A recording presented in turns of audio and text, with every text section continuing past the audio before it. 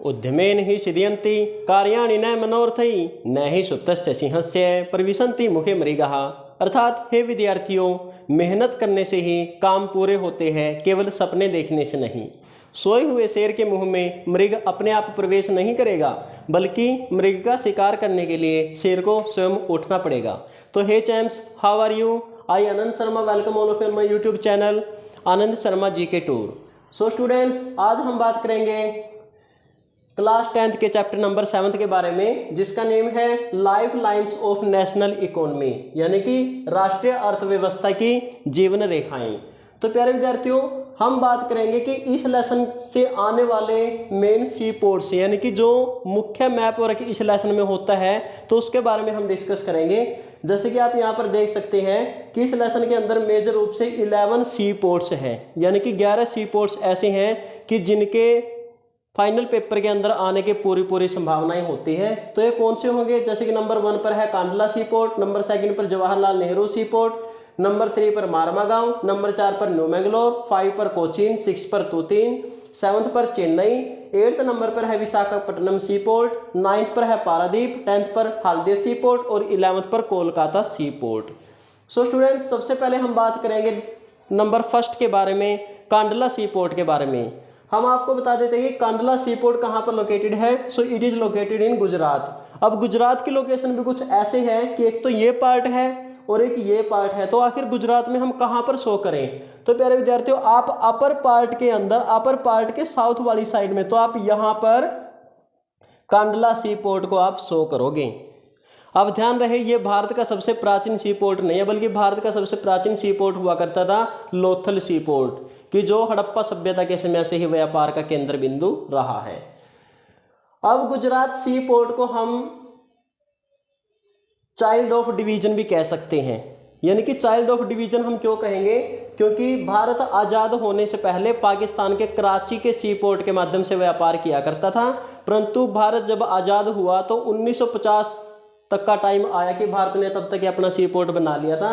तब इंडिया ने अपना खुद का सी पोर्ट बनाया और जिसका नाम रखा गया कांडला सी पोर्ट। और ये कहाँ पर लोकेटेड है? ये गुजरात में है। नंबर 2 पर है Jawaharlal Nehru sea port. Where is Jawaharlal Nehru sea port? So it is located in Mumbai. Mumbai कहाँ पर है? महाराष्ट्र में। तो देख लिए, महाराष्ट्र का जो ये पार्ट समुद्र की तरफ कटा हुआ सा पार्ट है, तो इसको हम कहेंगे Mumbai. So students, which sea port is here? So here is Jawaharlal Nehru sea port, Jawaharlal Nehru समुद्री पत्तन। अब आपको बता देते हैं कि भारत का सबसे बिजी सी पोर्ट है, और बल्कि इतना ज़्यादा बिजी हुआ करता था कि इसके बिजी होने की वजह से इंडिया को कांडला सी पोर्ट का निर्माण करना पड़ा। सो आगे है मारमागांव सी पोर्ट। सो मारमागांव सी पोर्ट कहाँ पर है? गांव से आप देख लो GAO, तो इसकी थोड़ी स्पेलिंग चेंज कर लो, GOA करके देख लो तो गोवा बन जाएगा। तो मारमागांव सी पोर्ट कहाँ पर होगा? गोवा के अंदर। So students, it is Marmagao sea port. अभी हम आपको बता देते हैं कि मुंबई सी पोर्ट के पास में एक और सी पोर्ट बना है जिसका नाम है जवाहरलाल नेहरू सी पोर्ट। तो इसलिए हम कह सकते हैं कि मुंबई सी पोर्ट भी महाराष्ट्र के अंदर है और जवाहरलाल नेहरू सी पोर्ट भी महाराष्ट्र के अंदर है। नंबर 4 पर है new Mangalore. New Mangalore sea port कहाँ पर है? कर्नाटका में। अब कर्नाटका की लोकेशन भी अच्छी खासी फैली हुई लोकेशन है, तो कहाँ पर हो सकता है ये?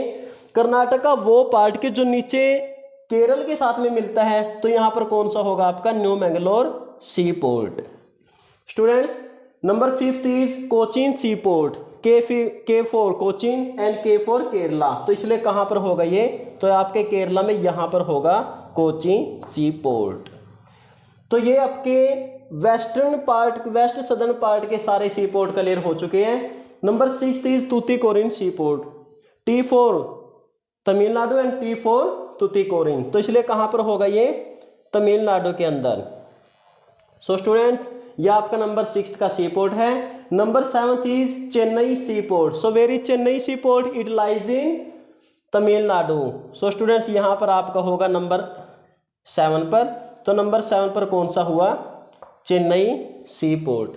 नंबर 8 पर है Visakhapatnam sea port. So students, where is Visakhapatnam sea port? So it lies in Andhra प्रदेश।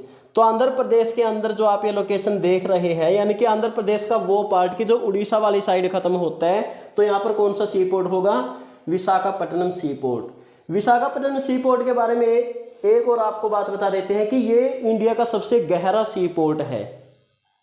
प्यारे विद्यार्थियों, तो सबसे गहरा सी पोर्ट इंडिया कौन सा होगा? Which is the deepest sea port of India? So answer will be Visakhapatnam sea port.